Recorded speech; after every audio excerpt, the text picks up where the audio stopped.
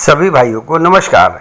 Information technology enabled service अर्थात ITES service तथा online information database access and retrieval अर्थात OIDAR sales tax एवं VAT में जानकारी रखने वालों के लिए यह एक नया अध्याय 1 जुलाई 2017 से GST रिजिम लागू होने के बाद प्रभाव में आया है। इससे पूर्व यह ना तो सेल्स टैक्स रिजिम में था और ना ही वैट रिजिम में था। यह अध्याय सर्विस टैक्स रिजिम में अवश्य था, परंतु इसके संबंध में जानकारी बहुत कम लोगों को थी।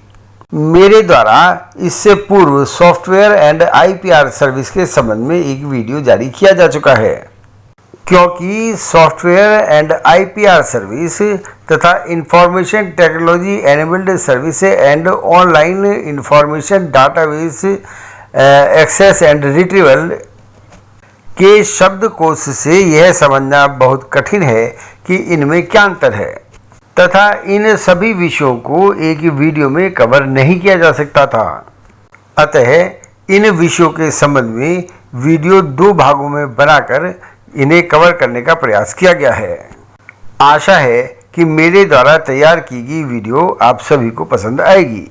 मेरा आपसे नम्र निवेदन है कि यदि मेरे विचारों में कोई गलती प्रकट हो या आपका कोई सुझाव हो तो उस गलती या सुझाव से मुझे 9012631620 या 9837652179 पर अवश्य अवगत कराएं तथा इस वीडियो को सब्सक्राइब करके बेल आइकॉन पर अवश्य क्लिक कर दें ताकि नई नोटिफिकेशन आपको मिलते रहें। इस वीडियो को क्लिक करके अपने दोस्तों तथा साथी एडवोकेट्स आदि में शेयर भी कर दें ताकि मुझे और अधिक प्रोत्साहन मिलता रहे। मेरे द्वारा ब्लॉग का लिंक भी वीडियो के डिस्क्रिप्शन बॉक्स में दिया गया है। टेक्स्ट वर्जन देखने के लिए कृपया ब्लॉग के लिंक का अवलोकन करने का कष्ट करें। मेरा आप सभी से यह निवेदन है कि मेरे द्वारा आपके समक्ष 2 वीडियो प्रस्तुत किए गए हैं। Number 1 software and IPR service, number 2 यह वीडियो जो कि इंफॉर्मेशन टेक्नोलॉजी एनेबल्ड सर्विस अर्थात IES service and online information database access and retrieval service अर्थात OIDAR प्रस्तुत हैं। यदि आप इन दोनों को एक साथ सुनेंगे तब इन विषयों पर स्थिति अधिक स्पष्ट हो जाएगी। ITs सर्विस तथा OIDAR किसे कहते हैं, इस संबंध में GST एक्ट में कोई परिभाषा नहीं दी गई है। मेरे द्वारा इससे पहले सॉफ्टवेयर एंड IPR सर्विस के संबंध में एक वीडियो बनाया गया है। इस वीडियो में एक प्रश्न और उसका उत्तर यह था। प्रश्न: मैं विदेश में स्थित एक कंपनी से नेट द्वारा ऑनलाइन डाटाबेस एक्सेस सर्विस प्राप्त कर रहा हूं। क्या मुझे रिवर्स चार्ज के आधार पर टैक्स देना होगा? इसका उत्तर यह था कि प्राप्तकर्ता यदि रजिस्टर्ड डीलर है तो उसे रिवर्स चार्ज के आधार पर IGST देना होगा तथा प्राप्तकर्ता यदि रजिस्टर्ड डीलर नहीं है तो यह मामला ऑनलाइन डाटाबेस एक्सेस सर्विस अर्थात OIDAR सर्विस के रूप में माना जाएगा तथा OIDAR सर्विस प्रोवाइडर को रजिस्ट्रेशन लेना होगा और उसे टैक्स भी देना होगा। इस प्रकार सॉफ्टवेयर एंड IPR सर्विस तथा IT service and OIDAR service एक दूसरे से संबद्ध मामले हैं। अब प्रश्न यह आता है कि information technology enabled service IT service तथा online information database access and retrieval service OIDAR service में क्या अंतर है। इसके लिए पहले ये जानते हैं कि information technology enabled service IT service क्या होती हैं। अब इसका अर्थ समझने के लिए सबसे पहले यह जानना आवश्यक है कि IT तथा IT सर्विस में क्या अंतर है। IT का अर्थ है कंप्यूटर आधारित सूचना प्रणाली information computer based information system के अंतर्गत कंप्यूटर सॉफ्टवेयर के डिज़ाइन, डेवलपमेंट, इम्प्लीमेंटेशन तथा मैनेजमेंट के संबंध में अध्ययन तथा इन सॉफ्टवेयर एंड हार्डवेयर के एप्लीकेशन के संबंध में अध्ययन से है। जबकि ITs का अर्थ है इंफॉर्मेशन टेक्नोलॉजी एनेबल्ड सर्विस, इसे बिजनेस प्रोसेस के आउटसोर्सिंग के रूप में परिभाषित किया गया है, जिसे आईटी के द्वारा इनेबल्ड या सक्षम बनाया जा सकता है और जो फाइनेंस, एचआर, एडमिनिस्ट्रेशन आदि मामलों को कवर करता है। अब प्रश्न यह उठता है कि what is business process. Her company को अपने ग्राहकों की सेवा करने के लिए अनेक काम करने पड़ते हैं, जिन्हें बिजनेस प्रोसेस कहा जाता है। अपने ग्राहकों की सेवा के लिए इन बिजनेस प्रोसेस में manufacturing, distribution, marketing, sales, procurement, accounting, HR management, legal and knowledge management, technology management शामिल हैं। परंपरागत रूप से प्रत्येक कंपनी में इन बिजनेस प्रोसेस को कंपनी के अंदर ही किया जाता है। कुछ कंपनियों ने यह फैसला किया कि वे आंतरिक टीमों को कम करके या आंतरिक टीमों का आकार कम करके या आउटसोर्सिंग या किसी बाहरी कंपनी को इस प्रक्रिया को संभालने के लिए यह कहकर अपनी लागत में कटौती कर सकती है एवं अपनी क्षमता में सुधार कर सकती है। अब एक प्रश्न यह आ जाता है कि बिजनेस प्रोसेस आउटसोर्सिंग किसे कहते हैं। यह किसी थर्ड पार्टी से व्यापार प्रक्रिया के संबंध में किए गए कॉन्ट्रैक्ट को संदर्भित करता है। विकिपीडिया के अनुसार बीपीओ को आमतौर पर बैक ऑफिस आउटसोर्सिंग के रूप में वर्गीकृत किया जाता है, जिसमें इंटरनल बिजनेस फंक्शन जैसे human resource, finance and accounts के साथ साथ फ्रंट ऑफिस आउटसोर्सिंग, जिसमें ग्राहक से संबंधित सेवाएं जैसे संपर्क केंद्र आदि शामिल हैं। एक बीपीओ जिसके लिए कंपनी के देश के बाहर के देश में कॉन्ट्रैक्ट किया जाता है, उसे ऑफशोर आउटसोर्सिंग कहा जाता है। एक बीपीओ जिसके लिए कंपनी के देश के पड़ोसी या आसपास के देश से कॉन्ट्रैक्ट किया जाता है, उसे नियर सोर्स आउटसोर्सिंग कहा जाता है। नॉलेज प्रोसेस आउटसोर्सिंग को केपीओ तथा लीगल प्रोसेस आउटसोर्सिंग को एलपीओ के रूप में बीपीओ इंडस्ट्री के कुछ उपखंड हैं। आईटीज सर्विस के संबंध में सीजीएसटी एक्ट के सेक्शन 2 के सबसेक्शन 47 में डॉक्यूमेंट की परिभाषा दी गई है तथा शेड्यूल सेकंड के क्लॉज 5D में सप्लाई ऑफ सर्विस के संबंध में बताया गया है। सेंट्रल गवर्नमेंट द्वारा सर्कुलर नंबर 107 डेटेड 18 जुलाई 2019 clarification on doubts relating to supply of information technology enabled service ITES service जारी किया गया था, जिसे सर्कुलर नंबर 127 डेटेड 4 दिसंबर 2019 द्वारा विड्रॉ कर लिया गया है, परंतु फिर भी सर्कुलर को जानकारी के उद्देश्य से अध्ययन किया जा सकता है। अब प्रश्न यह आता है कि what is online information database access and retrieval service अर्थात OIDAR सर्विस। यह सर्विस की एक श्रेणी है जिसे इंटरनेट के माध्यम से सेवाएं प्रदान की जाती हैं तथा रिसिपेंट द्वारा इंटरनेट के माध्यम से ऑनलाइन सेवाएं प्राप्त की जाती हैं, अर्थात इंटरनेट के माध्यम से रिसिपेंट द्वारा इनलाइन माल और सेवाओं का आदेश देना। उदाहरण के लिए ऑनलाइन द्वारा भुगतान करके ई बुक डाउनलोड करने को ग्राहक द्वारा OIDAR सेवाएं प्राप्त करना कहलाता है। मेरे द्वारा गूगल से एक प्रश्न पूछा गया कि OIDAR सेवाएं क्या होती हैं। गूगल द्वारा दिया गया उत्तर निम्न प्रकार से है। OIDAR सेवाएं इंटरनेट के माध्यम से प्रदान की जाने वाली सेवाओं की एक श्रेणी है तथा ऐसी सेवाओं के सप्लायर के साथ किसी भी प्रकार के फिजिकल इंटरफेस के बिना प्राप्त रिसिपेंट द्वारा ऑनलाइन प्राप्त की जाती हैं। IGST एक्ट के सेक्शन 2 के सबसेक्शन 17 के अनुसार OIDAR सेवाओं के रूप में जिसकी डिलीवरी इंटरनेट या इलेक्ट्रॉनिक नेटवर्क पर इंफॉर्मेशन टेक्नोलॉजी के माध्यम से की जाती है और जिनकी प्रकृति अनिवार्य रूप से ऑटोमेटेड न्यूनतम मानव हस्तक्षेप को शामिल करते हुए प्रदान की जाती है। इसमें निम्नलिखित इलेक्ट्रॉनिक सर्विस भी शामिल हैं। नंबर फर्स्ट, इंटरनेट पर विज्ञापन। नंबर सेकंड, क्लाउड सर्विस प्रदान करना। नंबर थर्ड, टेलीकम्युनिकेशन नेटवर्क या इंटरनेट के माध्यम से ई बुक, मूवी, म्यूजिक, सॉफ्टवेयर व अन्य इंटेलिजिबल का प्रबंध करना। नंबर फोर्थ, कंप्यूटर नेटवर्क के माध्यम से इलेक्ट्रॉनिक रूप से किसी व्यक्ति को डाटा, जानकारी या पुनः प्राप्ति योग्य या अन्यथा रूप से सेवाएं प्रदान करना।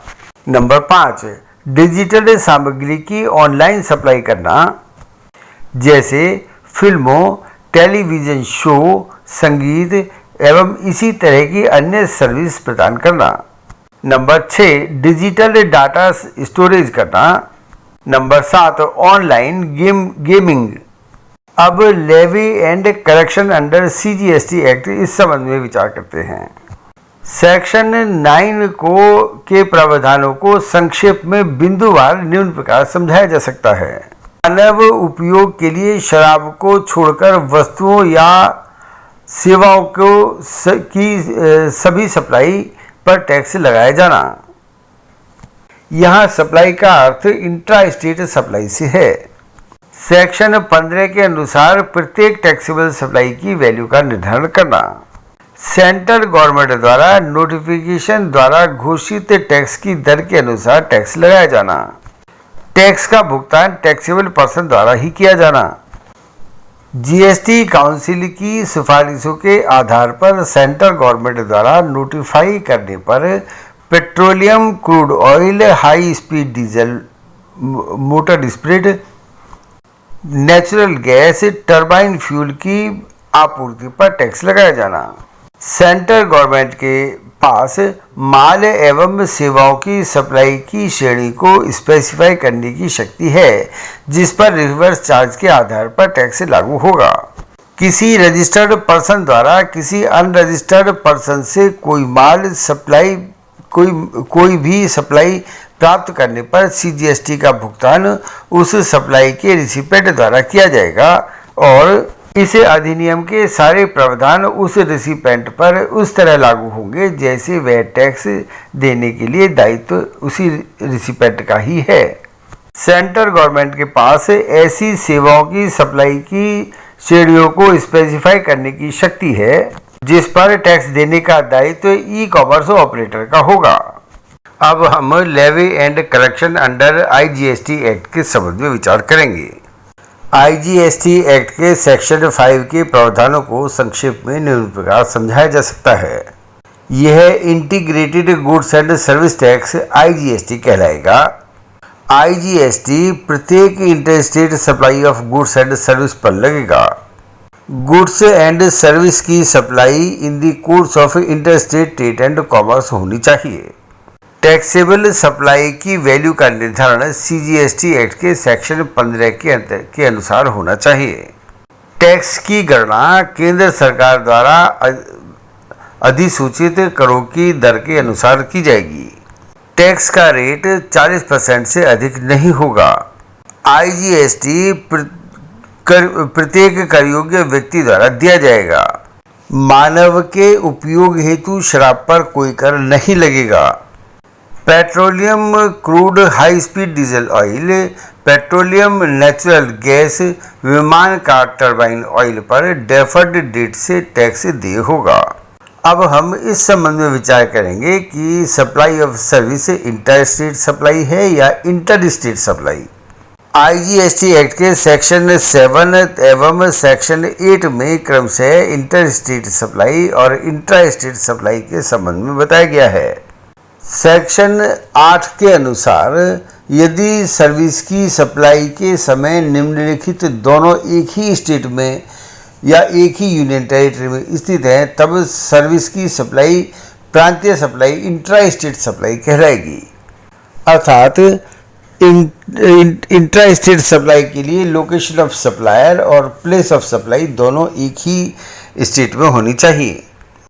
आईजीएसटी एक्ट के सेक्शन 10, 11, 12 एंड 13 के अनुसार प्रांतीय सप्लाई इंट्रा स्टेट सप्लाई में निम्नलिखित शामिल नहीं है। नंबर फर्स्ट, एसईजेड या एसईजेड डेवलपर को की गई सप्लाई। नंबर सेकंड, जब तक भारत की सीमा शुल्क की सीमा को पार नहीं करते तब तक माल का आयात। नंबर थर्ड, एक टूरिस्ट को की गई supply. Section 15 refund of IGST to tourist के संबंध में वर्णन करता है। अब हम आईजीएसटी एक्ट के सेक्शन 7 के अंतर्गत इंटर स्टेट सप्लाई के संबंध में विचार करेंगे। सेक्शन 7 ऑफ आईजीएसटी एक्ट के अनुसार आईजीएसटी एक्ट के सेक्शन 15 के अधीन रहते हुए यदि सर्विस के सप्लायर की लोकेशन तथा सर्विस की सप्लाई का स्थान दो अलग अलग स्टेट में है या दो अलग अलग यूनियन टेरिटरी में है या एक स्टेट में और एक यूनियन टेरिटरी में है, तब सर्विस की सप्लाई इंटर स्टेट सप्लाई कही जाएगी। इंटर स्टेट सप्लाई के अंतर्गत निम्न विशेष रूप से शामिल होंगे। नंबर फर्स्ट, इंपोर्ट के दौरान माल की सप्लाई जब तक वे भारत के हाई सी सेल की सीमा शुल्क की सीमाओं को पार नहीं करते। नंबर सेकंड, भारत में आयातित सेवाओं की सप्लाई। नंबर थर्ड, ऐसी सप्लाई जहां प्लेस ऑफ सप्लाई भारत के बाहर स्थित हो लेकिन सप्लायर भारत में स्थित हो। नंबर फोर्थ, एसईजेड डेवलपर या एसईजेड यूनिट द्वारा या इनको की गई सप्लाई। नंबर 5, एक टूरिस्ट को की गई सप्लाई। अब OIDAR सर्विस तथा नॉर्मल सप्लाई में क्या अंतर है, इस संबंध में विचार करेंगे। नॉन टैक्सेबल टेरिटरी से प्रदान की गई OIDAR सर्विस तथा टैक्सेबल टेरिटरी से प्रदान की गई OIDAR सर्विस दोनों में भिन्न हैं, क्योंकि यदि सर्विस प्रोवाइडर का स्थान टैक्सेबल टेरिटरी में है तब वह जीएसटी के अंतर्गत आएगा और उससे जीएसटी वसूला जाएगा। लेकिन यदि सर्विस प्रोवाइडर का स्थान नॉन टैक्सेबल टेरिटरी में हो तब वह जीएसटी के अंतर्गत नहीं आएगा। और दूसरी बात, जीएसटी का कंप्लायंस तथा वेरिफिकेशन का तरीका कठिन हो जाएगा। इसीलिए सरकार द्वारा भारत के बाहर स्थित ऐसे सर्विस प्रोवाइडर के लिए सिंप्लीफाइड रजिस्ट्रेशन स्कीम की योजना बनाई गई है। अब OIDAR सर्विस पर टैक्स लायबिलिटी के संबंध में भी विचार करते हैं। किसी सर्विस की टैक्सेबिलिटी निश्चित करने के लिए उसका प्लेस ऑफ सप्लाई बहुत महत्व रखता है। प्लेस ऑफ सप्लाई के नियमों के अनुसार यदि OIDAR सर्विस प्रोवाइडर के OIDAR सर्विस के सप्लायर तथा रिसिपेंट दोनों एक ही स्टेट या एक ही यूनियन टेरिटरी में है तब CGST या SGST एक्ट लागू होगा। इसके अलावा यदि प्लेस ऑफ सप्लाई किसी दूसरे स्टेट या यूनियन टेरिटरी में है तब place of supply of recipient he place of service होगा तथा IGST एक्ट के सेक्शन 5 की सबसेक्शन 3 के प्रावधान लागू होंगे तथा टैक्सेबल पर्सन द्वारा CGST के सेक्शन 15 के अनुसार वैल्यू ऑफ सप्लाई पर IGST का भुगतान किया जाएगा। जब सप्लायर ऑफ सर्विस भारत के बाहर स्थित हो तथा रिसिपेंट ऑफ सर्विस भारत के अंदर स्थित हो तब प्लेस ऑफ सप्लाई भारत होगा और वह GST के दायरे में आएगा अतः कर योग्य होगा। यह टैक्स देने का दायित्व किसका है, इस संबंध में दो सिनेरियो हो सकते हैं। जब सप्लायर भारत के बाहर स्थित हो तथा रिसिपेंट एक व्यापारिक इकाई अर्थात रजिस्टर्ड पर्सन हो, इसी स्थिति में रिवर्स चार्ज के प्रोविजंस लागू होंगे तथा सर्विस के प्राप्त करने वाले का GST भुगतान के साथ साथ अदर कंप्लायंस का भी दायित्व होगा। यह टैक्स देने का दायित्व किसका है, इस संबंध में दो सिनेरियो हो सकते हैं। जब सप्लायर भारत के बाहर स्थित हो तथा रिसिपेंट GST के अंतर्गत एक रजिस्टर्ड पर्सन हो, इस स्थिति में रिवर्स चार्ज के प्रोविजन से लागू होंगे तथा सर्विस के प्राप्त करने वाले का जीएसटी भुगतान के साथ साथ अदर कंप्लायंस का भी दायित्व होगा। सिनेरियो सेकंड, जब सप्लायर भारत के बाहर स्थित हो तथा रिसिपेंट एक इंडिविजुअल हो। ऐसी स्थिति में क्योंकि प्लेस ऑफ सप्लाई भारत है, अतः रिसिपेंट का स्थान भारत में है, इसलिए जीएसटी लागू होगा।